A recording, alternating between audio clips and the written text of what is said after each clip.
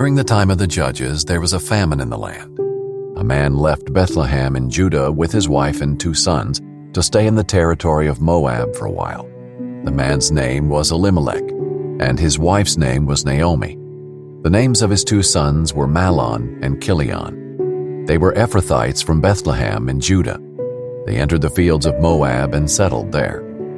Naomi's husband Elimelech died, and she was left with her 2 sons. Her sons took Moabite women as their wives. One was named Orpah, and the second was named Ruth. After they lived in Moab about 10 years, both Mahlon and Chilion also died, and the woman was left without her 2 children and without her husband. She and her daughters-in-law set out to return from the territory of Moab, because she had heard in Moab that the Lord had paid attention to his people's need by providing them food. She left the place where she had been living, accompanied by her 2 daughters-in-law, and traveled along the road leading back to the land of Judah. Naomi said to them, "Each of you go back to your mother's home. May the Lord show kindness to you, as you have shown to the dead and to me. May the Lord grant each of you rest in the house of a new husband." She kissed them, and they wept loudly. They said to her, "We insist on returning with you to your people." But Naomi replied, "Return home, my daughters. Why do you want to go with me? Am I able to have any more sons who could become your husbands? Return home, my daughters.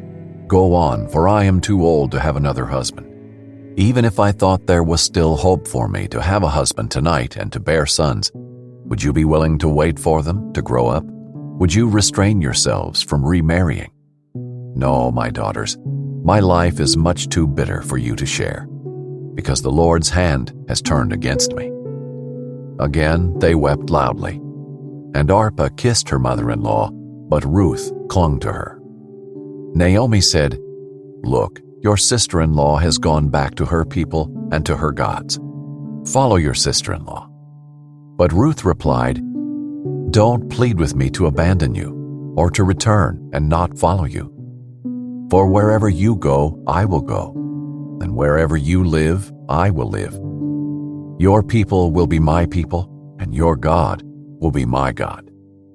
Where you die, I will die, and there I will be buried. May the Lord punish me, and do so severely, if anything but death separates you and me."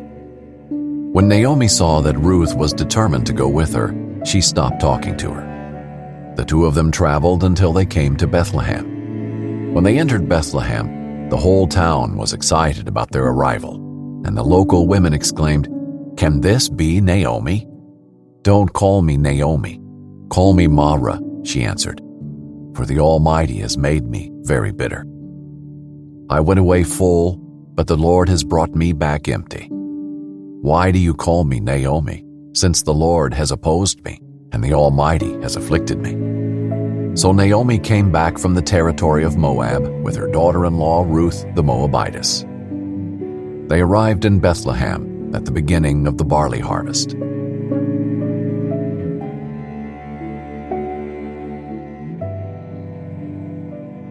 Now Naomi had a relative on her husband's side.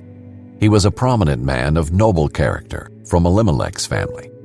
His name was Boaz.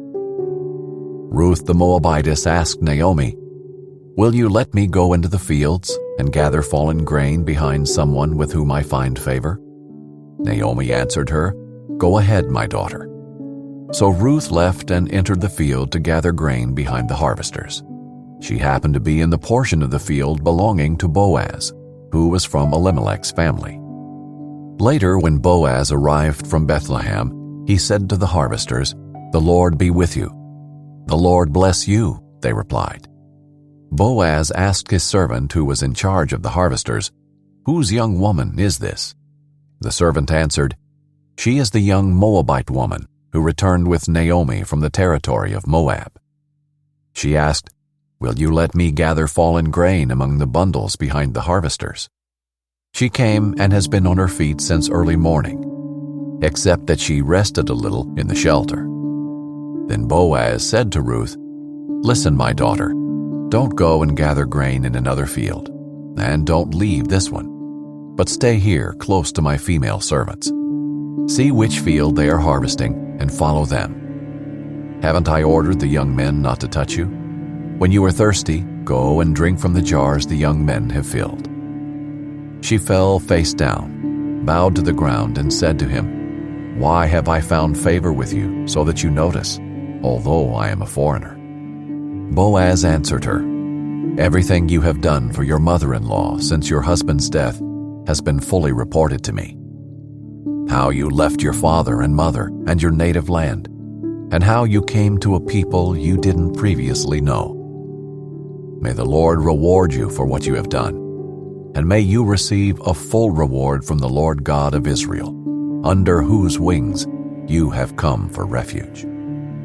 "My Lord," she said, "I have found favor with you, for you have comforted and encouraged your servant, although I am not like one of your female servants."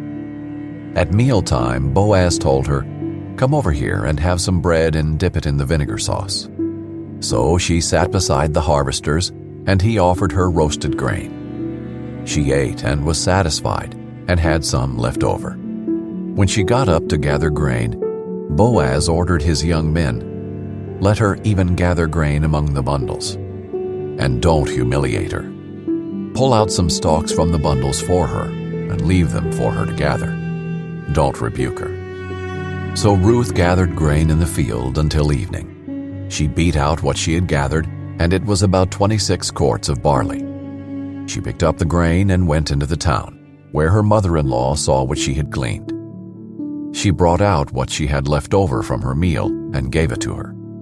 Her mother-in-law said to her, "Where did you gather barley today, and where did you work? May the Lord bless the man who noticed you." Ruth told her mother-in-law who she had worked with and said, "The name of the man I worked with today is Boaz." Then Naomi said to her daughter-in-law, "May the Lord bless him, because he has not abandoned his kindness to the living or the dead." Naomi continued, "The man is a close relative. He is one of our family redeemers." Ruth the Moabitess said, "He also told me, 'Stay with my young men until they have finished all of my harvest.'" So Naomi said to her daughter-in-law Ruth, "My daughter, it is good for you to work with his female servants, so that nothing will happen to you in another field." Ruth stayed close to Boaz's female servants and gathered grain until the barley and the wheat harvest were finished, and she lived with her mother-in-law.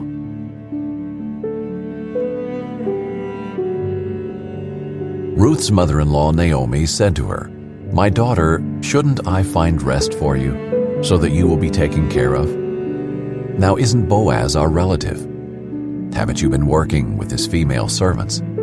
This evening he will be winnowing barley on the threshing floor. Wash, put on perfumed oil, and wear your best clothes. Go down to the threshing floor, but don't let the man know you are there until he has finished eating and drinking. When he lies down, notice the place where he's lying, go in and uncover his feet and lie down. Then he will explain to you what you should do." So Ruth said to her, "I will do everything you say." She went down to the threshing floor and did everything her mother-in-law had charged her to do. After Boaz ate, drank, and was in good spirits, he went to lie down at the end of the pile of barley. Then she came secretly, uncovered his feet, and lay down. At midnight Boaz was startled, turned over, and there, lying at his feet, was a woman.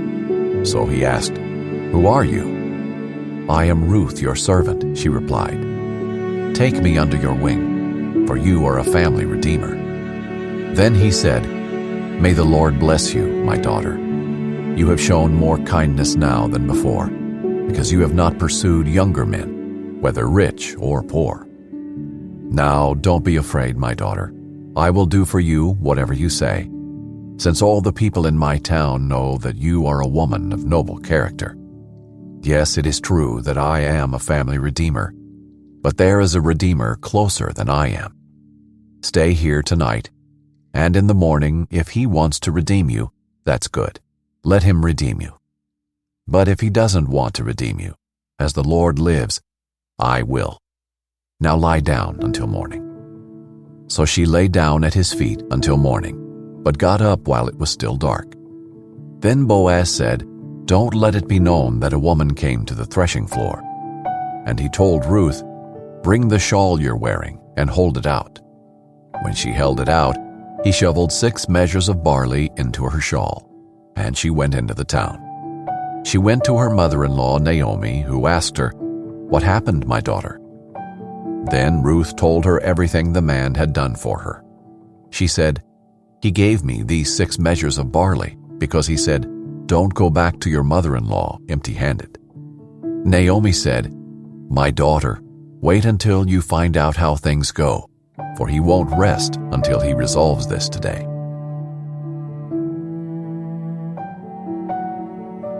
Boaz went to the gate of the town and sat down there. Soon the family redeemer Boaz had spoken about came by. Boaz said, "Come over here and sit down." So he went over and sat down. Then Boaz took 10 men of the town's elders and said, "Sit here," and they sat down. He said to the redeemer, "Naomi, who has returned from the territory of Moab, is selling the portion of the field that belonged to our brother Elimelech. I thought I should inform you. Buy it back in the presence of those seated here and in the presence of the elders of my people. If you want to redeem it, do it. But if you do not want to redeem it, tell me, so that I will know, because there isn't anyone other than you to redeem it, and I am next after you." "I want to redeem it," he answered. Then Boaz said, "On the day you buy the field from Naomi, you will acquire Ruth the Moabitess, the wife of the deceased man, to perpetuate the man's name on his property." The redeemer replied, "I can't redeem it myself, or I will ruin my own inheritance. Take my right of redemption, because I can't redeem it." At an earlier period in Israel, a man removed his sandal and gave it to the other party in order to make any matter legally binding concerning the right of redemption or the exchange of property. This was the method of legally binding a transaction in Israel. So the Redeemer removed his sandal and said to Boaz, "Buy back the property yourself." Boaz said to the elders and all the people, "You are witnesses today that I am buying from Naomi everything that belonged to Elimelech, Chilion, and Mahlon. I have also acquired Ruth the Moabitess, Mahlon's widow, as my wife, to perpetuate the deceased man's name on his property, so that his name will not disappear among his relatives or from the gate of his hometown. You are witnesses today." All the people who were at the city gate, including the elders, said, "We are witnesses. May the Lord make the woman who is entering your house like Rachel and Leah, who together built the house of Israel. May you be powerful in Ephrathah, and your name well known in Bethlehem. May your house become like the house of Perez, the son Tamar bore to Judah, because of the offspring the Lord will give you by this young woman." Boaz took Ruth, and she became his wife. He slept with her, and the Lord granted conception to her, and she gave birth to a son. The woman said to Naomi, "Blessed be the Lord, who has not left you without a family redeemer today. May his name become well known in Israel. He will renew your life and sustain you in your old age. Indeed, your daughter-in-law, who loves you and is better to you than 7 sons, has given birth to him." Naomi took the child, placed him on her lap, and became a mother to him. The neighbor women said, "A son has been born to Naomi," and they named him Obed. He was the father of Jesse, the father of David. Now these are the family records of Perez. Perez fathered Hezron. Hezron fathered Ram. Ram fathered Amminadab. Amminadab fathered Nahshon. Nahshon fathered Salmon. Salmon fathered Boaz. Boaz fathered Obed. Obed fathered Jesse, and Jesse fathered David.